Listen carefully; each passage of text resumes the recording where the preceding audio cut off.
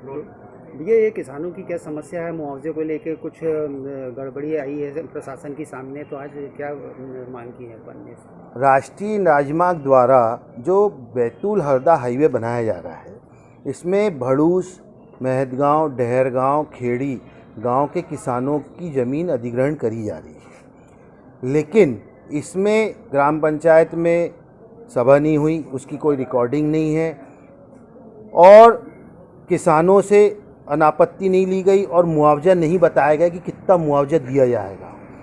आज जब मुआवजा बंटने की बात आ रही है तो जो ज़मीन 2017 में रजिस्ट्री हुई 25,70,000 रुपये प्रति एकड़ से, उसका मुआवजा प्रति हेक्टर से 23,70,000 के हिसाब से दिया जा रहा है। मतलब 2.5 गुना कम पैसा दिया जा रहा है किसानों को।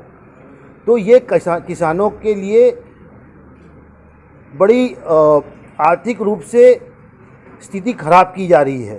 किसानों को उचित मुआवजा दिया जाए, इसी मांग को लेकर हम कलेक्टर साहब के पास गए थे और जो प्रकाशन किया गया, पेपरों में विज्ञप्ति जारी करी गई जिसमें आपत्ति दर्ज करी जा सकती थी किसानों की तरफ से, वो पेपर भैंसदे के पेपर में छापा गया। तो इन किसानों को बेचारों को पता ही नहीं चला कि आपत्ति का समय कब निकल गया और ये अपनी आपत्ति नहीं लगा पाए। अनभिज्ञ थे इस बात से किसान लोग। तो हमने आज कलेक्टर साहब से डिमांड करी है कि इसका वापस पूरा सर्वे करा जाए, निरीक्षण करा जाए और जो उचित मुआवजा बनता है गाइडलाइन के हिसाब से इन किसानों को दिया जाए। भैया किसानों का ये भी आरोप है कि अधिकारी लोग हैं जो हैं वो सरकार के दबाव में काम कर रहे हैं और नियम विरुद्ध काम भी कर रहे हैं। इसको लेकर नियम विरुद्ध काम कर रहे हैं। अधिकारी लोग किसानों को डरा रहे हैं कि आपने आपत्ति करी, कहीं और गए तो आपकी ज़मीन का 1 पैसा मुआवजा नहीं देंगे।